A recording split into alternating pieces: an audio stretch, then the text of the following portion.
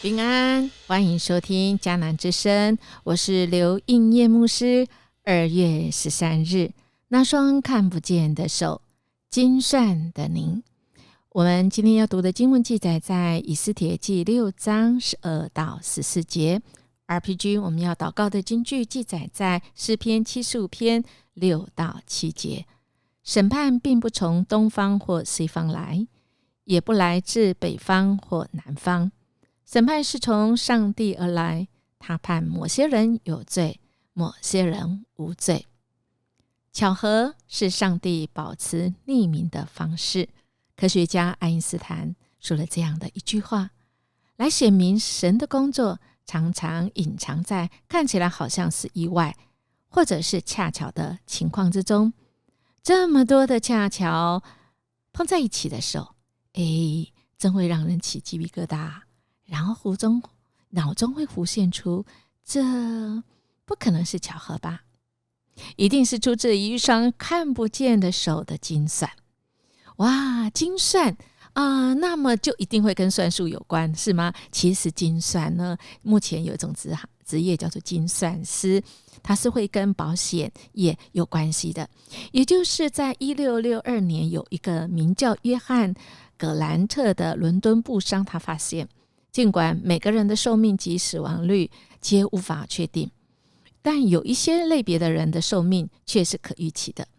这个发现成了精算生命表的始祖。现在几乎所有的保险计划的这个保费计算也是基于这个原则。那么艾德蒙·哈雷是第一位向大家来示范这个原理的。也就是我们经过了准确的计算每一位被判定同类的人应缴的费用，以求整个类别的人在离世是可分得多少同额的补助金，也就是我们一种互助的方式。那么我们就需要被判定被这个审判那我们今天的经文讲说，审判是从不是从东方西方来，也不是从北方或南方，是从神而来。也就是神要判定每个人多少寿命也是有关的判定每个人跟他面对面的时候有罪或者是无罪呢？今天我们的经文来到了这6章的最后，我们会发现这6章里面以斯帖都没有动作。这6章就夹在5章跟7章以斯帖2次的宴请宴客，而末底改呢也是被动的被通知。昨天我们的经文，他被通知，被王想起来曾经救过他，但没有奖赏他，于是就被通知来，竟然是他的所谓的敌人想害他的哈曼，牵着他让他坐到马上，然后宣告他的这个荣耀因为这一位呢是这位神曾经做过一件事情，是王这个要赐给他荣誉的人。那我们可以想到这个傲慢的哈曼他这个游行完以后，他真的心情是垂头丧气，回到家把这些事情都告诉他的妻子希利斯和他所有的朋友。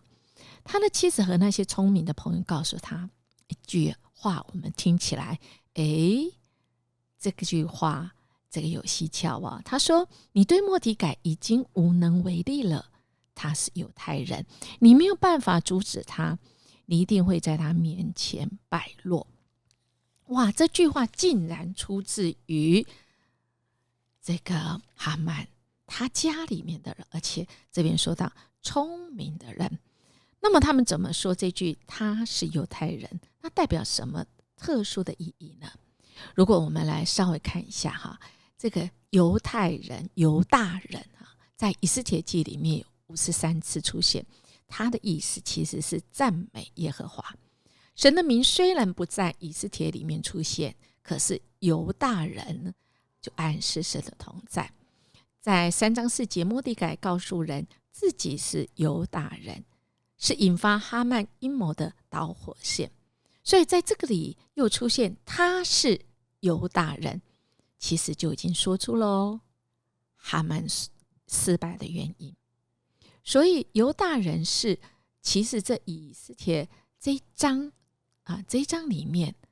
第6章里面很关键的字。哈曼跟末底改之争是一场属灵的战争，耶和华必使犹大人得胜的所以我们可以看到这一节其实13节是非常非常的关键，当然也很难解释的就是这一群人他们知道末底改是犹大人，因为前一天哈曼已经说过了5章13节，有学者认为他们故意说如果他是犹大人是假装不知道或忘记，虽然哈曼曾经告诉过他们因为听见末底改高升了，或者是急于跟哈曼划清界限，但他们既然是哈曼的妻子和朋友，其实理当他们要设法解决问题，不太可能这么快就见风转舵。所以我们可以知道，这个如果他们是犹大人，其实应该简单来讲，应该是说，既然他们是犹大人的话，那么其实他们这些聪明人在他们的信仰里面，他们其实已经开始意识到了是不能胜过犹大人的。哈曼是不能胜过，因为他们有观察，他们其实也长期观察犹大人在他们当中与众的不同。他们虽然被掳，却能够保持信仰。他们虽然不认识这位耶和华，犹大人口中的耶和华，但是因为犹大人末底改突然高升，认为也许有犹大人之神的手在这个事情上。那么外邦人呢，有时候比我们属神的儿女们，他们更快会意识到这个是耶和华的作为他们中间也有可能是占卜关照的他们看哈曼的这个遭遇是不祥之兆，是失败的开始总之他们说这话是不幸严重了，抵挡神的人无意说中了，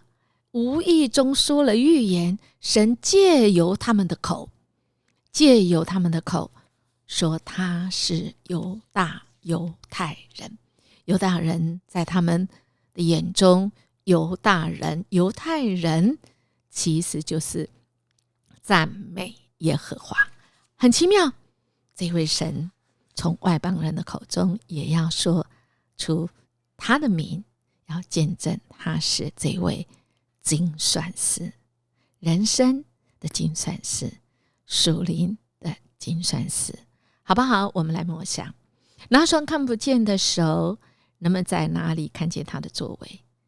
人们在我的身上看见神的作为吗？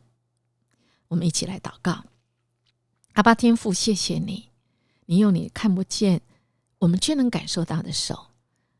你精算我们的生命中有多少的机会，我们有多少生命，我们会遇到多少的风险，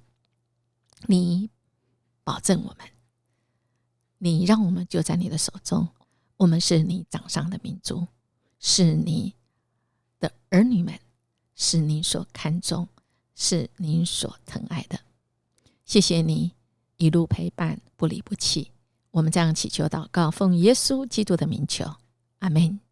音乐牧师祝福您，我们今天可以有得胜的一天，我们今天要活出神要给我们那个美好。我们明天见。